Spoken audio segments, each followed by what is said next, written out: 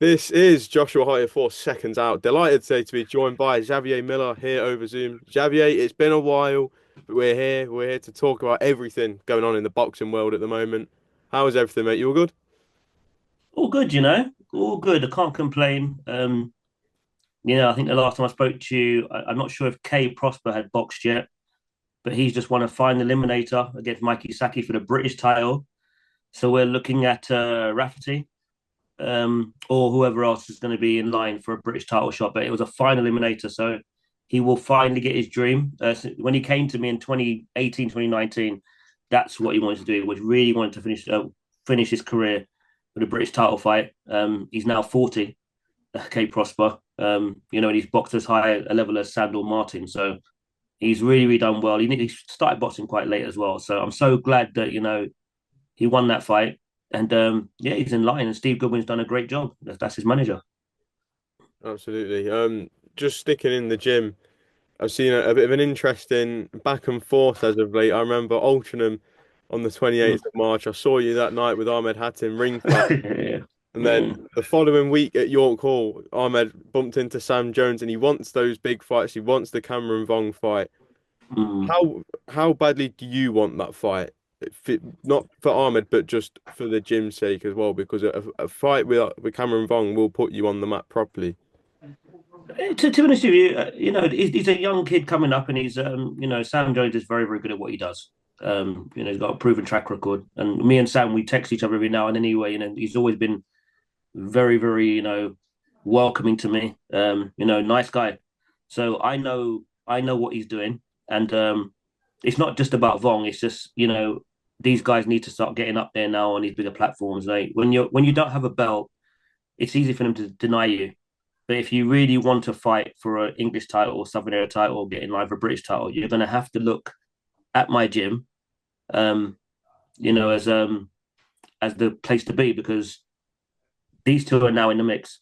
Useless moving on to British level, and Armour would then move up to English level. So we're going to see what these other guys are trying to do in their career because history will tell you from the time I got my pro license, I've never shied away from no big fight. This is what I got in boxing for, and a lot of times, a lot of the guys they were the underdog then, not now. They're well seasoned. They're ready to go. So yeah, I'm looking forward to these big fights. This year was the year. With Jesse Brandon as well, just signing with the 258, it's a good move for him. So he'll probably be on Matchroom at some point. Making moves in my heavyweight. So yeah, it doesn't really matter who's in and around. The names don't bother me. Like it's just I want the belts because then the belts bring the money. You get British title, then you get a world rank and you start to move forward. So that's really what I'm about. Absolutely. Just a quick one. Obviously, it's been a while now since Bilal Fawaz took on Janae Boston for the first time for the English Mhm. title. We know a rematch has been ordered by the board. I know why you might not be part of the management team and everything. Do you have any idea as to where and when this rematch could land, if you have anything to say on that? I don't know where it will be. I'm hearing June, July. I've always been on hand, always been happy to help out with Bilal. He's training out at the All Stars gym. Obviously I helped him out with the first fight, which I thought he won 6 rounds to 4. Um, but yeah, and I was a little bit irritated by the decision, but spoke to one of the other guys from my gym, and they said, "Listen, when you're coming to the B side, you really have to push it over the edge, and we could have done a little bit more." So you know what? Fair enough. At least they didn't rob us 6-4 and give it to the other kid, to Boston. So we get another crack at it. And Bilal's always been that danger man in the dark. He's obviously had a lot of issues outside of boxing, which has held up his career. And I said to him before he went out for that fight, you beat him and you're in. It's simple as that. And then when the fight finished, I was, basically celebrating because I just couldn't see how you could not give the fight to him, and he's landed the majority of the big shots in the fight. Um, but yeah, I'm glad he's getting a rematch because both guys get to go again. Both guys get paid again.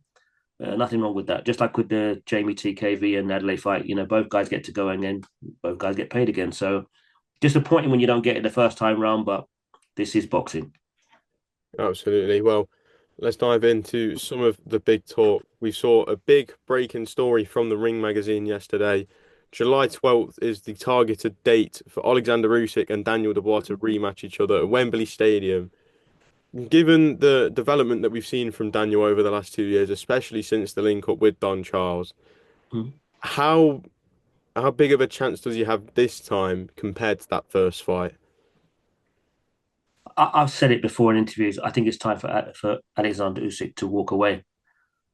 There's nothing else that guy could do in boxing. I mean, he's going to go down in the top 20 to me greatest of all time. I mean, it'd be hard to take that away from him. He's beaten every single heavyweight that's out there. He's beaten them all. Um, and the only question mark is this one because that was a legal punch. But if you're going to get him, you need to get him. The time is now. He's slightly slowing down. You know, he's fighting out of his weight category. I know he's proven to be a good heavyweight because of what he's achieved, but he has come from the lower weight. So whoever gets in there with him needs to behave like a heavyweight. Um, but it's a difficult task. The more you open up with Alex, the more openings he seems to find. And when you got to go through the gears, he seems to find another gear or makes an adjustment. And then you got to reset and start again. And then you got to start making adjustments. It's like you're constantly chasing the guy. And this is why he's so great. So yeah, Daniel's the young guy coming up. But the way heavyweights are now, Josh, honestly, it's like you win two fights, then you'll lose one. Then you'll come back and you might lose one, you come back. The heavyweights is like there's no real consistency outside of Alexander Usyk. There isn't. And I think that's why it's been such a fun division. Hopefully these next guys coming up can make it as fun as the last crop. But that's the reason why it's been fun because there's no one really dominating. You know, Klitschko was dominating, Lennox was dominating, Holyfield was dominating. You know, they were actually dominating their time. Tyson, you know, early days was dominating. We haven't really had that this time. We had a cruiserweight that's had to come and do that. That tells you the state of the division is that a cruiserweight actually came up and dominated all the heavyweights. So that's why he's a little bit special. And I've always said it's dangerous to fight these smaller guys because of speed. They're happier fighting bigger, heavier guys. They're going to be happy doing that. The other way, it doesn't work the other way around. You know, you're used to fighting bigger, slower heavyweights. So when you fight a cruiserweight, they're quicker. So yeah, it's still dangerous, but Daniel's age makes it interesting. Right now, and looking at you mentioned the state of the heavyweight division. Do you see a bigger threat to Alexander Usyk outside of Daniel Dubois, or do you believe he's the biggest threat to Usyk at the moment? He's beaten the best guys already. Mm. Like I say, the only thing that makes this fight interesting is that controversy because it was legal. Um, but again, lessons need to be learned. He knew how to play the game. He found time to recover. He played that role very, very well. He knows it was legal.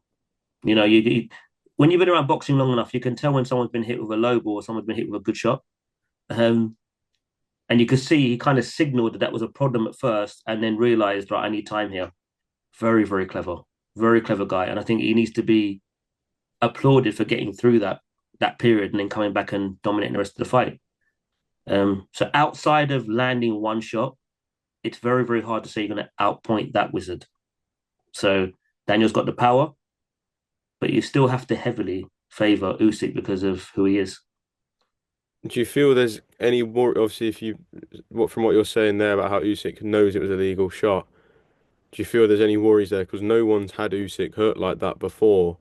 Do you feel there Exactly. could be any doubts in that mind of going, right, well, we're going back in with him again, and you Mm. know what Daniel possesses, but do you believe he's had the best of Dubois yet? No, I think Dubois, I think Don Charles has created a monster in Daniel. The belief with him at the moment, the last couple of years, you have to credit the trainer for that because he didn't really display that before. So if he's displaying it now, you can only credit to one person. Um, but you see, Usyk might raise his game as well, and knowing that it's a threat, you know, he might put on a performance of a lifetime. He might need, you probably need to with a hungry champion like Daniel Dubois. You know, the belt has brought him a lot of confidence. You know, you don't dispatch of Anthony Joshua like that. You don't. So yeah, he should have every reason to feel like you know I'm going to get him this time. I don't blame him for having that mindset. It's just that the southpaw stance coming from the lower weights, the speed, the angles, the decision making. it's a lot to overcome. But Don's a very close friend of mine, and he'll put together a brilliant game plan as he did the first time. Because if you called it legal, it's a knockout. So hopefully, as long as it gets treated fairly this time, but may the best man win. It's a good fight. Ultimately, what do you believe happens in the rematch? If I could ask you for a prediction, how do you believe it goes? What's your heart telling you? I'll always go. Anybody that Don Charles trains, I'm going to go with Don Charles guys because he's like my big brother in boxing. He's my mentor. If I've got any issues I have in boxing, I call him, and he always calls me to see if I'm. Sometimes it would just be random. He'll just say, "Yeah, everything going good," and he's been doing that since the day I met him years ago. So it's difficult for me to pick against anyone that he has. So Mm, it's a hard one, but you have to favour the consistency of the champion, definitely. it's fair enough. Just moving on from that, we've seen some videos going around on social media recently of Anthony Joshua and Tyson Fury both back in the gym, looking like they might be gearing up to a fight, maybe against each other. Fans are starting to think that that dream that we've had of them fighting could be turned into a reality. Despite how long we've waited for this fight, do you believe it is still just as big, if not bigger, than what it was when it was first spoke about? God knows how many years ago now. I think it'd be better if Tyson Fury, Joshua and Wilder had boxed when they were supposed to box years ago. It were better fights. But I think with the run of form recently from both guys, I think this is an ideal time for Fury and Joshua. I think it's quite difficult to pick a winner. Um, you know, did Tyson Fury not look so great in his last two because it was Alexander Usyk, or is he on the slide? Joshua doesn't get taken out like that, so is he on the slide? Not sure. Could just be the styles. Um, but it's a very difficult pick, isn't it? That one. I would. I'm leaning slightly towards Joshua because I think Tyson Fury is becoming a little bit easier to hit, and Joshua still carries a lot of power. Um, if it was a few years ago, it would have been a bit more difficult for me to pick Joshua. But I think at this where they are now in their careers, I'd slightly favour Joshua because Tyson, it's not sometimes it's not that hard to find him, and he got dropped multiple times by Wilder. In Garni fight wasn't a great look, and you probably would have found it quite easy to avoid them shots a few years ago. But now, they're putting on weight, dropping the weight, long training camps, long career. All these guys, current guys, are coming towards the end. So, but I think I slightly favour Joshua. If it's by knockout, I'll go favour Joshua. If it's by points, maybe Fury. Do you believe that either man has it in them at this stage of their career, both physically and mentally, to reach the pinnacle of the division again and become a world champion? Or do you feel we have hit that stage now where we are going to start seeing a changing of the guard? This is Sugar Ray Leonard against Thomas Hearns rematch. You're so glad to get the fight, but you're looking at two different versions of what they used to be. And that's what this is. We're glad. We're all glad we're going to get the fight because finally, and over in the UK, obviously, it's massive. It's massive. So, we want the fight, but realistically, we know not the same. But both guys are kind of at similar stage of their career, so that's what makes the fight quite even. So it's better that we get it than we don't get it. Let's put it that way. It's very similar to the Kell Brook and Amir Khan situation we had back in, was it, I think, 2022, where we wanted to see them fight for so many years, Yeah, yeah, and true, it just came around at the true. very back end of the career. It's very similar to that, isn't it? Yeah, I think they're spot on, spot on. Yeah, I would. Yeah, I didn't even think of it that way, but yeah, that's exactly what it is. Khan looked to me a bit more shot worn than Kell, but with these two, they kind of look in the same spot in their careers. So yeah, still a fun fight. For the loser of the fight, is it a fight where the loser walks away from the sport and hangs up the gloves, or do you feel they would still have more to offer even in defeat? No, but I think they both still have more to offer. I think with the heavyweight division, it's different. It's a bit more forgiving. Like I said earlier, you win a couple of fights and you lose one and you're straight back in again. All the guys that are in and around like this division now, that sort of level, they've all lost and then come back. They will take a loss, then come firing back. Might take two and then come back, and then you're straight back in the conversation again. The top 10 list has changed so many times in the last 24 months. Some guys are completely out of the list. Like Joe Joyce was flying, then he's out of that list. Baby made a little comeback, and then he lost to Daniel, so then he's out of the list. It's been like that. That's why it's been fun for the fans. So yeah, I think you can still. I think both guys are still young enough to still give a bit more. I mean, Derek is. I don't know what age Derek is, and he's still firing. He's able to beat Joe Joyce the other day again. So right, he's back in that list. He was out of the list for a little while. He said, "Keep the landscape." It just keeps changing, doesn't it? The more you talk, the more you realize like no one's dominating. Mm. It's just been like that, and I think it's been fun. I think it's been great, and it's good. They're going to be missed when they're gone. Let's put it that way. If Usyk is to walk away in, let's say, the next like one or two fights, which it kind of seems like he said himself he only wants one or two more. Obviously, we've got Dubois already with that IBF title, but from what we'd presume, Usyk retires and the belts just fragment. Who are those names that go and collect those belts? These guys have got a lot of weight to carry when the Usyks and of the world disappear. When they go, I just can't see who's going to dominate. I just can't see it. Even domestically, there's some really, really good fights, even domestically, before we even talking about world. Don't really see anyone dominating right now, if I'm going to be honest with you. I don't see it. There's a lot of guys that have been given a lot of hype at the moment, but haven't done anything yet. So we don't really know where they are. Um, I always judge fighters on character, what you do when you're in a crisis. And I need to see a couple of guys in those sort of moments because that's the heavyweight division. You're going to get hit. You're going to get dropped. You're going to get hurt. It's how you respond. And these guys, the current guys we've had, they've been getting up from multiple knockdowns and then, getting back up and carrying on. The Parkers, Dillians, the Chizoras, the Furies, all these guys have always shown that a lot of heart and character. We need to see if this next crop are going to be able to do that. You mentioned Dillian Whyte. There's a big fight being discussed and named in the pipelines for him against Hughie Fury. It's being discussed by GBM Sports. It's a fight that they want to make to headline in Ireland in June. Mm, How big of a fan are you of that fight for Dillian at this stage of his career? I'm not.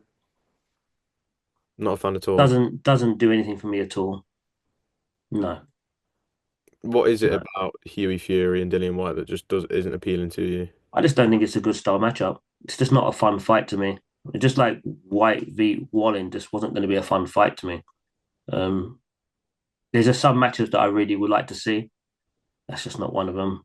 Actually that just came from nowhere. I just didn't even think about that fight. I think there's better fights out there. I think a trilogy with Derek was a better fight, a more fun fight. Um, and that would sell out anywhere to me. So that would be a good fight. Uh, don't really want to see the older guys in with the younger guys. I'll be honest with you. I think it's better that these guys can fight each other and then walk away. But yeah, I mean, even a Parker rematch is more interesting to me for Dillian than a Fury fight. So yeah, not no, don't do nothing for me at all, champ. If a fight is to be made between the two, obviously you know Dillian very well. You've worked with him for a long time in the past.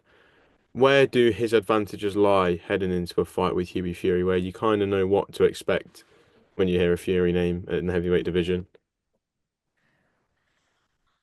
I think Dillian's always been known for his left hook and for his heart, his determination, and those things are not going to leave him. Obviously, as you get older, you just have to change the way you train, change the way you kind of approach each fight. Being smart, knowing when to take educated breaks and so on. Um, but yeah, I mean, we spent a long time uh, working on Dillian's right hand. If you watch the rematch in the Povetkin fight, it was the right hand that was doing most of the damage. So that's something that I really, really focused on when I teamed up with Dillian. Was that yeah, you got a good left hook, but you need a really good right hand as well. Not to say he wasn't using it before, but really develop it so it's landing like it was like as clean and effective as his left hook. Um, if he can turn in that sort of performance and get things right, then yeah, he gave Fury a lot of trouble. Dillian's had a lot of experience for a lot of guys, so yeah, but just in terms of excitement, doesn't do anything for me. Just lastly on this topic, I spoke to Peter Fury in the aftermath of Hughie Fury's last fight against Dan Garber at York Hall. Uh, Mhm. and Peter said that Dillian needs Hughie at the moment, given the fact that there's no real fights in the pipeline. Do you think that's a fair statement to make, or not really? That sounds crazy. I don't understand that statement. I'll be honest with you. Um, Joshua's going to be coming back soon. He could be looking at a White fight. Derek hasn't got a fight yet. He could be looking at a fight. There's other fights out there. Wilder's making a comeback. Wilder and White. There are some options there. Um, it's funny. These fights seem to get made very very quickly now, don't they? You hear it talked about. Next minute, right? That fight's done. I mean, there were some rumors about Daniel and Usyk, but didn't really hear too much. And next minute, you like a poster comes out. These fights can get made very very quickly, and sometimes it does take a left turn. So I still think that he has options. He's good. He's one of the big names, so yeah, he's still got options. Just lastly, big fight on Sunday evening, the rematch, Ben Whittaker and Liam Cameron. They run it back after the controversy in Saudi Arabia. Mm. Um, First of all, do you believe that Ben has made the right move in going straight back in there with Liam Cameron? Obviously, first tough test of his career that didn't go his way. You believe that there's a lot of demons that he needs to face on Sunday night. I think and I think Eddie Hearn made a good point when Boston fought Fawaz. He said the where they're expecting Boston to go, he's got to be fighting and beating guys like Fawaz. Um, I look at this situation very similarly. I think that Sky have invested a lot of time and boxers like a lot of time and money into Ben Whittaker, and he should be for where they're trying to take him. Should be beating the cameras of the world. The only issue I saw when I was watching that fight live was I was actually calling it as it was going on. I thought the body work was very, very effective. I thought it was slowing him down. I thought Ben looked very, very tired. And I don't know him well enough to say that he was looking for a way out.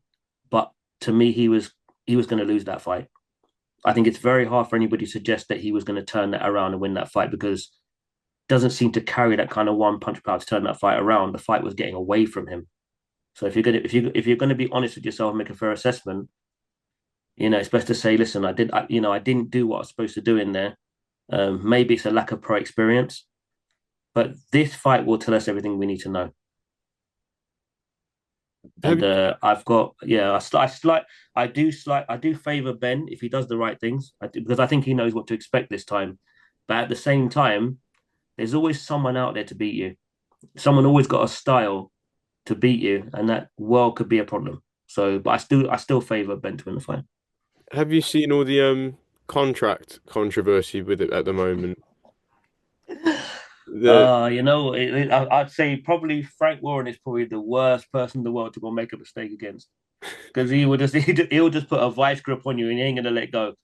I'm not sure how that 12-round contract was sent through, but listen, we're all human and mistakes happen. It's just that sometimes you don't want it to happen against the wrong person because yeah, they will push. And it's Lee Eaton, isn't it, who manages the Managers League, yeah. Lee knows what he's doing. Sam Jones know what they're doing. Like these guys are well experienced, and when it comes to the negotiating part of the boxing business, yeah, you're gonna have a tough time competing against those guys. So now you've got Lee Eaton and Frank going at you. It's not going to be easy. I don't even know what's actually happening. Is it going to be 10? Is it going to be 12? Is it actually going ahead? I don't know. I still think the fighters don't know, but from listening to interviews with Lee and Frank, uh, this has been going on since before Better BF Bivol 2 back in February. So it's been going on for a very long time. And Mm. we're on the Wednesday of fight week, and we're still unsure as to what is going on there. In my honest opinion, if I had made that sort of error, I don't think that you could suggest to the boxer it's a problem. If we made an error and said it's going to be 12, I'd say, right, we're having a 12-round fight. I wouldn't be negotiating fighting for a 10-rounder. I think it sends across the wrong message. But my question is, in my mind, for how long I've been in boxing, a 12-round fight has to be for something. What is this fight actually for? I think there's an IBF Intercontinental title on the line And because that's the issue. That's the issue. I remember looking through the paperwork for an IBO fight once, and it said that it could be a negotiated, whether it's a 10 or 12 round fight. I remember dealing with a fight for an IBO belt. That's the issue. I think the IBO and the IBF and whoever else need to make up their mind and say, right, if it's an IBF Intercontinental, right, it's 10 rounds, or if it's international, right, it's 12. You see, the problem with boxing is just make the rules consistent. So when everybody looks at it, they know exactly what they're doing. It's the same with the drug testing. Make it consistent, and then we wouldn't have this issue now. That's the belt that's on the line, right? That belt is for that many rounds. Will we be having a conversation now? we wouldn't be having this conversation at all. Right? Boxing's crazy. Seriously, it's like you can make things so easy, but they make it complicated, and it gives because of social media, it gives everybody something to talk about. But yeah, that one shouldn't have never ever been an issue. And Yeah, I mean, I'm not sure what Liam Cameron's achieved. I know, has he ever had a British title fight before, I or think has I he think gone? he used to be a Commonwealth champion. He used to hold Oh, the Commonwealth okay, title before he nice. failed his drug test and got the 4-year ban. Um, I'm sure he was a Commonwealth champion. You see, like I think like a fine eliminator for an English or you know a fine eliminator for a British would have made it a bit more interesting, wouldn't it? So you can see where the winner goes next. Mm, It's just another fight, but you want it to be another fight for 12 rounds. Don't know, man. Bit lost with that one, but we'll see. Just respect on our end, we're fans. We just want to see a good fight, don't we? Really, absolutely. no. Just last two. If Ben Whittaker is to fall short again on Sunday night, how does he come back from that? What needs to change? He's already changed training and partnered up with Andy Lee. If he's to come up short again, how does he come back? So it's not always the answer. Changing trainers is not always the answer. To me, 90% of the time, it's the boxer. There's a lot of things in there that he needs to make quite a few adjustments in there, and he wasn't doing that. So then you start to look outside of yourself, like it was someone else's fault why I didn't, you know, deliver or didn't perform the way I need to perform. So it's not really to me about the trainer; it's about him. I mean, if he can make the adjustments and improve, that Sky and Boxer are worth their investment, then yeah, he's got to go ahead and do that and show that here. But you shouldn't be thinking about anything else but dominating and looking good against this fight. You know what boxing is like and boxing fans are like. So what have you done for me lately? You look good here, and kind of what happened before is kind of forgotten. With another couple of good performances, we wouldn't even be talking about this anymore. So then you start to kind of believe more of what he was saying. If he goes and does what he needs to do, if he struggles, he don't look good. Absolutely. Jav, I'm going to leave it there. Thank you for Yeah, your time man. today. Always good to catch up, and we'll catch up Always, again soon. man. Always. Take care, brother. See you soon.